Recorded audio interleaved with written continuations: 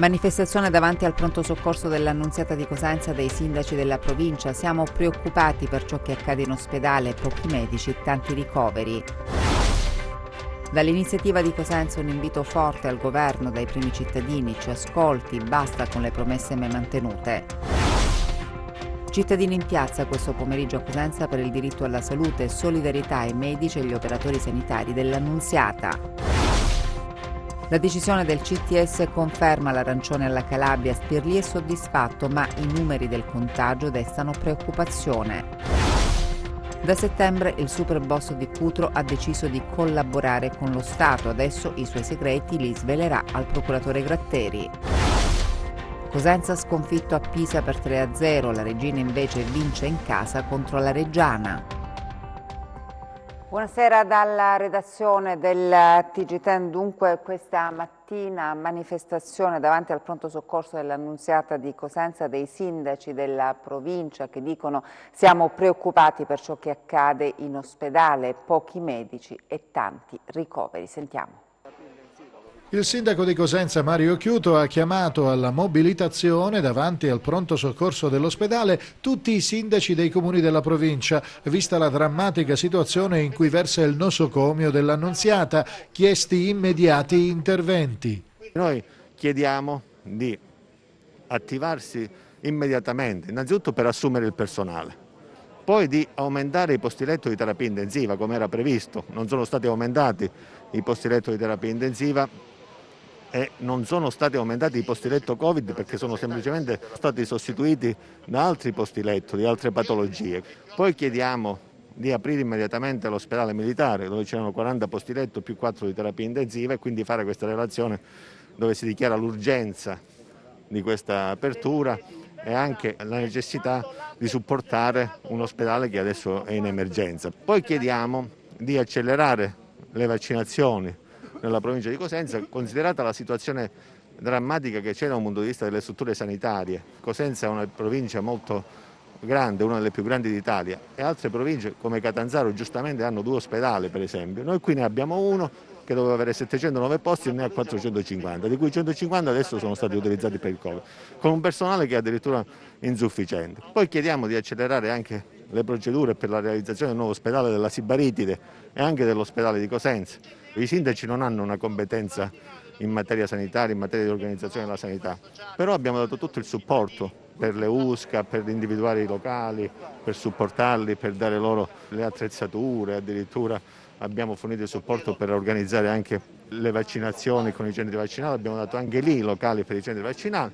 Quindi i sindaci, che sono l'avamposto, sono la prima linea, pur non avendo le competenze, sono qui oggi per stimolare chi di dovere a prendere le decisioni. All'invito del sindaco Chiuto hanno risposto numerosi sindaci presenti, ciascuno con la fascia tricolore, per far sentire la voce delle comunità rappresentate e chiedere risposte rapide ed efficaci alla grave emergenza in atto. I sindaci hanno più sentimenti. Il primo è di grande preoccupazione per la situazione che vediamo tutti e che abbiamo tutti sotto gli occhi. Il secondo sentimento è quello che i sindaci, come fanno anche in tutte le occasioni, vogliono dare il proprio contributo fattivo per affrontare insieme il problema della pandemia. E poi non ci sono dubbi, nasce anche dal fatto che noi abbiamo grande rispetto e grande consapevolezza del ruolo che stanno svolgendo i sanitari, che vanno dai medici agli infermieri, ai tecnici, agli operatori sanitari in genere. I primi cittadini dello Ionio hanno chiesto maggiore attenzione per gli ospedali SPOC. Stasi pone all'attenzione il cortocircuito sulle scuole, mentre Papasso attende risposta alla sua richiesta di ricevere il supporto dell'esercito per il controllo del territorio.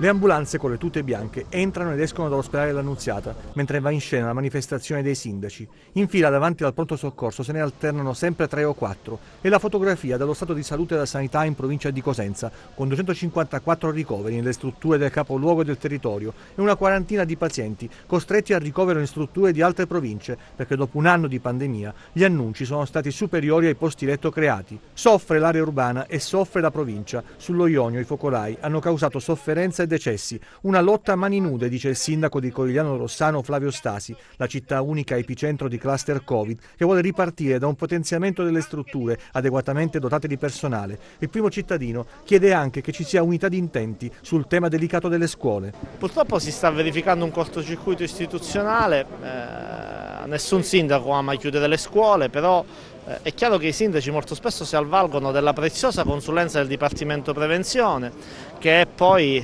l'istituzione incaricata di fare l'analisi epidemiologica, e nonostante il Dipartimento Prevenzione spesso consigli di attuare delle misure, tra le quali anche la sospensione della didattica in presenza, purtroppo questo viene spesso ribaltato dal TAR. Da questo punto di vista si vive poi un paradosso, nel senso che nella nostra regione i casi aumentano e invece siamo passati qualche giorno fa da zona rossa a zona arancione. Questo ovviamente mette in grandissima difficoltà i sindaci, che sono spesso lasciati soli. Io ho chiesto anche l'intervento del prefetto da questo punto di vista. Fatto sta che per esempio capita nel nostro territorio che a seguito dell'ordinanza del TAR a Corigliano Rossano le scuole sono aperte, tutto il resto del circondario ha le scuole chiuse perché sono stati presi questi provvedimenti. Così non va bene, c'è bisogno di dare fiducia, credo, a chi in questo momento deve assumersi delle responsabilità, e spesso i sindaci sono gli unici che lo fanno. Il sindaco di Cassano allo Ionio, Gianni Papasso, nei giorni scorsi aveva chiesto l'intervento dell'esercito per un supporto nel controllo del territorio. Spero che nelle prossime ore, nei prossimi giorni possa essere raggiunta da una comunicazione, perché la situazione diventa drammatica sempre di più, i contagi aumentano, noi non abbiamo la forza, le risorse necessarie per garantire un adeguato controllo del territorio, ma soprattutto per far cessare superficialismi, per far cessare atteggiamenti che sono anche atteggiamenti di stanchezza rispetto alla questione del Covid. Però noi abbiamo la necessità di tutelare i nostri concittadini, e per tutelarli è opportuna un'adeguata gestione e soprattutto un adeguato controllo del territorio. I cittadini in piazza questo pomeriggio sempre a Cosenza per il diritto alla salute e solidarietà ai medici e agli operatori sanitari dell'Annunziata. Numerosi cittadini che hanno risposto all'appello lanciato da Radio Cirome e dai comitati civici che si stanno battendo per portare all'attenzione pubblica e istituzionale la situazione della sanità nella provincia di Cosenza. Questo pomeriggio a Piazza Cappello la manifestazione per chiedere un piano di assunzioni, la riapertura di tutti gli ospedali chiusi sul territorio, ma anche per esprimere solidarietà al personale medico e sanitario e ricordare le vittime del Covid e della malasanità. Abbiamo chiamato tutti quanti a raccolta vicino all'ospedale dell'Annunziata per intanto dare la nostra solidarietà e la nostra vicinanza alle tante persone malate, alle loro famiglie e al personale medico e infermieristico che da settimane, da mesi lavora con dei turni disumani per cercare di salvare più vite possibili. La situazione è diventata intollerabile e il governo nazionale deve farsi carico della sanità in Calabria. Il succedersi dei commissari non ha portato alcun beneficio e qui si continua a morire, ci sono sempre più contagi, il piano vaccinale non funziona assolutamente, per cui è necessario che il governo nazionale si occupi della Calabria in maniera incisiva. I cittadini e le associazioni dunque si mobilitano. Dopo essere saliti sui tetti dell'edificio che ospita l'ASP di Cosenza, della cittadella regionale, dell'ufficio del commissario e dopo il presidio a Roma presso il Ministero, l'ennesima protesta per chiedere con forza una sanità che funzioni. Abbiamo bisogno di una sanità pubblica di qualità. Non si capisce per quale motivo non possa essere di qualità, eppure ci sono tutte le condizioni. Noi vogliamo che dalla pandemia si esca con una sanità di qualità, con una scuola di qualità, con la cultura di qualità. Abbiamo tutte le condizioni per farlo, è un'occasione che dobbiamo cogliere per essere anche un po' migliori, per pensare di meno ai nostri egoismi, alla tentazione di arricchimento dei politici sulle spalle delle persone. C'è bisogno di una vita degna per tutti. Siamo 1,5 milioni di persone in Calabria, potremmo stare felici e contenti tutti quanti se solo ci fosse collaborazione, senso comune, responsabilità civica e il rispetto dei diritti di ciascuno. e invece non funziona così. Adesso basta. La Calabria intanto resta in zona arancione, lo ha deciso il Comitato Tecnico Scientifico che ha stabilito il colore in base all'andamento della pandemia e all'indice RT. Soddisfatto il presidente facente funzione Nino Spirlì. La Calabria quindi resta in zona arancione. Il dato più rilevante è che è l'unica regione d'Italia che fa registrare un'allerta alta. Sulla decisione assunta dal Comitato Tecnico Scientifico è pesato il famoso indice RT, che è a 0,9 e l'incidenza dei casi per abitanti. È negli ospedali però che si avverte la pressione che il virus sta esercitando sulla Calabria. Insomma, tra chi temeva la zona rossa, di certo non vi è il facente funzioni Spirlì, il quale esprime una certa soddisfazione per le determinazioni a cui è giunto il CTS. Non è un mistero che lo stesso nel suo ultimo viaggio a Roma ha sponsorizzato questa soluzione. La cosa importante, a mio parere, che deve accadere nei prossimi giorni, nelle prossime settimane, è una ripresa a gradi delle attività degli adulti soprattutto, perché io suppongo che ormai i calabresi, come tutto il resto degli italiani e dei cittadini d'Europa, abbiano ben inteso quali devono essere le norme da seguire per contrastare al massimo l'assalto del virus. Però è anche vero che le attività devono riprendere. Le attività devono riprendere perché l'economia è allo sbando, le famiglie sono allo sbando, perché in una regione come la nostra, dove la piccola impresa, il laboratorio artigianale, il piccolo commercio sono a conduzione familiare, ogni volta che si abbassa una saracinesca, ogni volta che si chiude la porta di un'attività, si chiude la porta della dispensa di casa e la gente va veramente nel panico, se non addirittura sprofonda nella più nera povertà. Eppure i dati della nostra regione non sono affatto confortanti, ospedali pieni e impennata di contagi che rischiano di far aumentare i ricoveri nei prossimi giorni. Il docente della LUMSA Antonello Maruotti ci spiega come, sentiamo. La Calabria è in zona arancione, ma gli indicatori sono preoccupanti. In particolare c'è l'indicatore principale dell'evoluzione dell'epidemia, l'incidenza, che sta salendo. È una delle poche regioni, la Calabria, con un'incidenza in salita. Immaginiamo che esattamente 2 mesi fa avevamo circa 50 casi ogni 100.000 abitanti e adesso siamo a 178 casi ogni 100.000 abitanti. Perché questo è un problema? Perché sappiamo come funziona l'epidemia. Tra 2 settimane questi casi si tramuteranno in ricoveri e probabilmente ricoveri di terapia intensiva e quindi andranno a incidere su un sistema sanitario già sotto pressione. La Calabria è già molto vicina alla soglia del 30% di occupazione dei posti di terapia intensiva per malati Covid ed è oltre il 50% per i malati ricoverati in terapia nei reparti ordinari. Questo vuol dire che se questi nuovi casi, se si dovessero tramutare, come immaginiamo, in ospedalizzazioni, metterebbero davvero in grossa difficoltà il sistema sanitario. Perché la Calabria non è zona rossa? Perché c'è questo famoso RT, indice che viene considerato nel momento in cui vengono prese le decisioni, che è inferiore a 1. Però questo indice si riferisce ad una situazione già passata di circa 2 settimane fa. Quindi non fotografa la situazione attuale. E poi ci sono, l'abbiamo detto più volte, grossi problemi dal punto di vista metodologico. Finalmente in Calabria si fanno un po' di tamponi. Fino ad ora viaggiavamo circa a 3.000 tamponi al giorno, troppo pochi, cercavamo davvero poco il virus. Questa settimana siamo arrivati a circa 4.000 tamponi. Questo è un buon segnale perché bisogna cercare il virus. Ovviamente più si cerca e più si trova.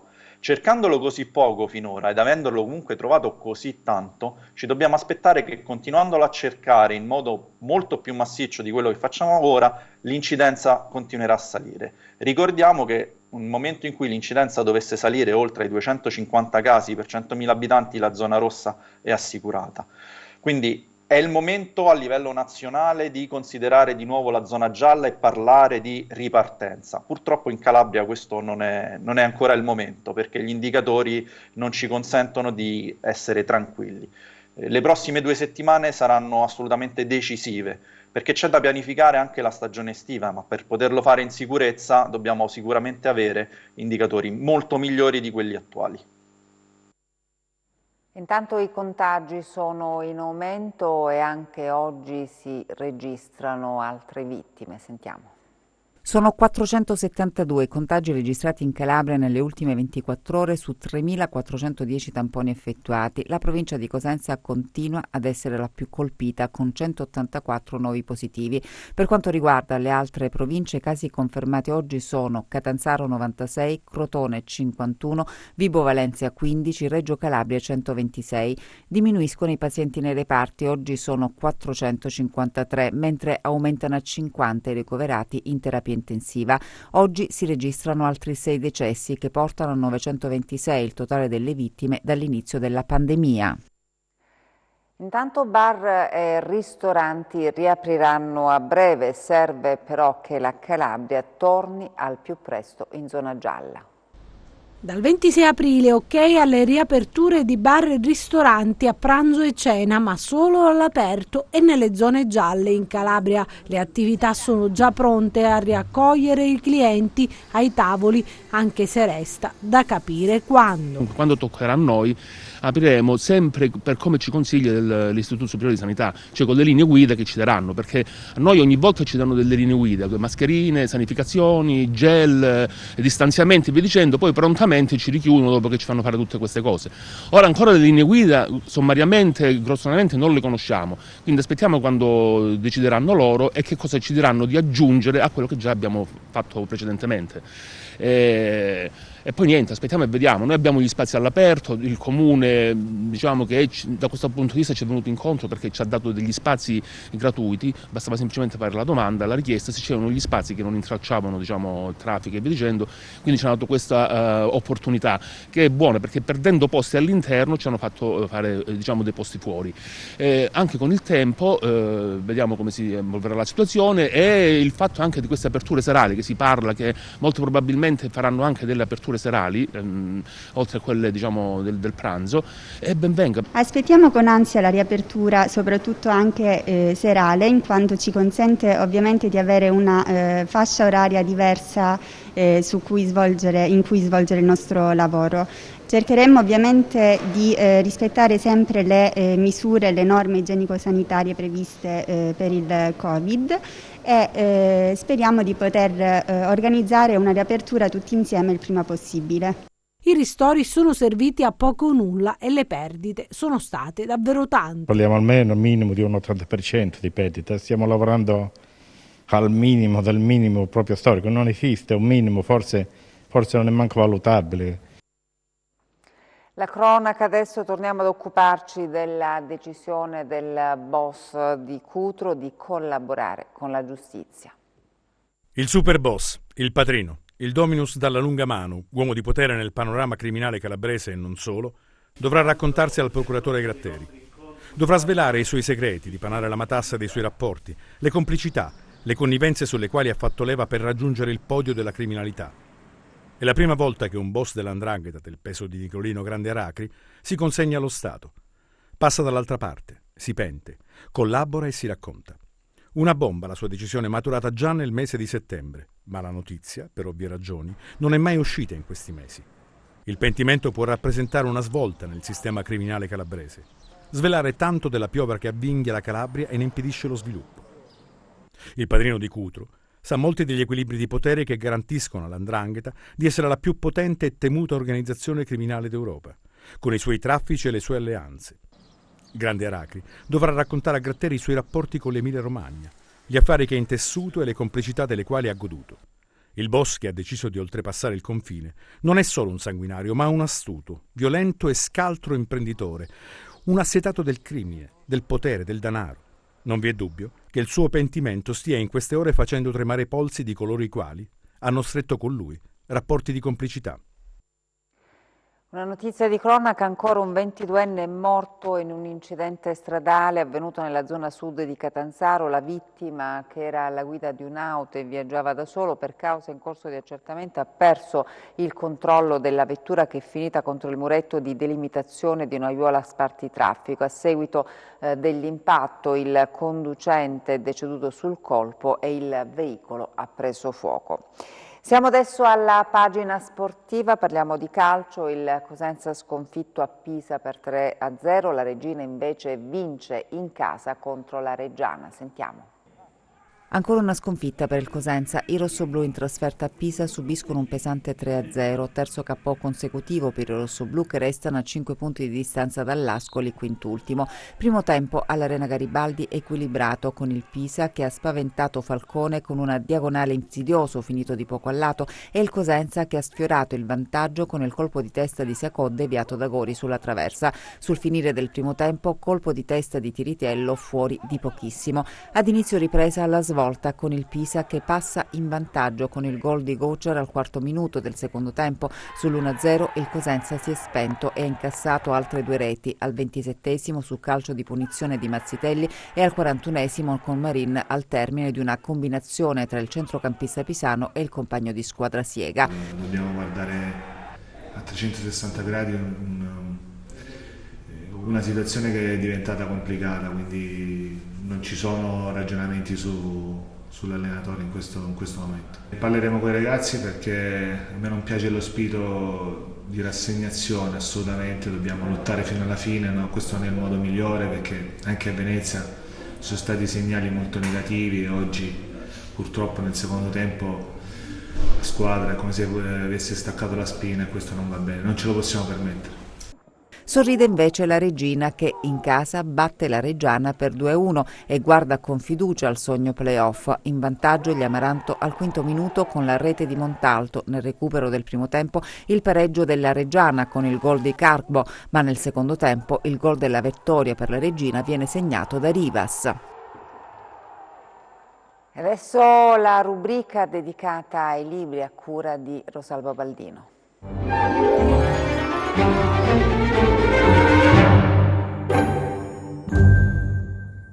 La letteratura ci aiuta a vivere, a superare dei momenti particolari. Ognuno di noi ha in mente un classico che lo ha accompagnato nel dilemma esistenziale. La letteratura ci aiuta a spiegare il disagio. Questa è la tesi di Martino Ciano, un giovane autore calabrese, del suo libro Oltrepassare. Il suo è uno stile molto incisivo. Vi consigliamo la lettura di questo volume edito da AEB Editrice. Vi lasciamo con l'autore. Oltrepassare è un romanzo che fa a pugni con la logica, ma è anche l'estremo tentativo di dare una nuova interpretazione a tutte le cose. Ed è il narratore che ci proverà, il protagonista di questo romanzo, che però si fida fin troppo delle parole. Forse da una parte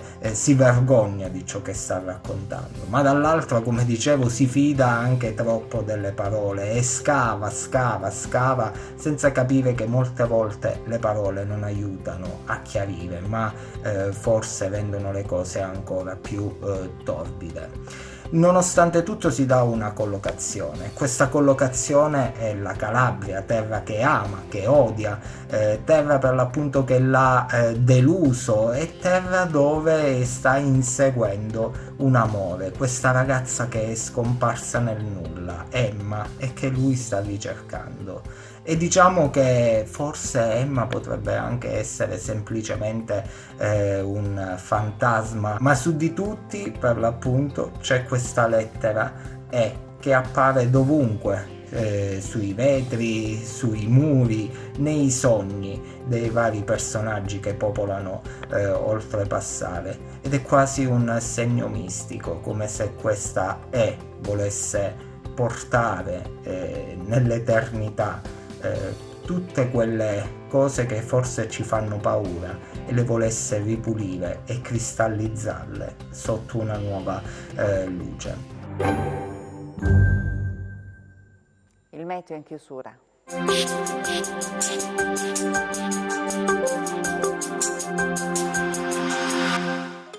ritrovati da Meteo in Calabria. L'ormai imminente weekend sul nostro territorio sarà caratterizzato da tempo incerto e instabile, in particolare nella giornata di domenica, quando la nostra regione sarà interessata da una nuova modesta perturbazione.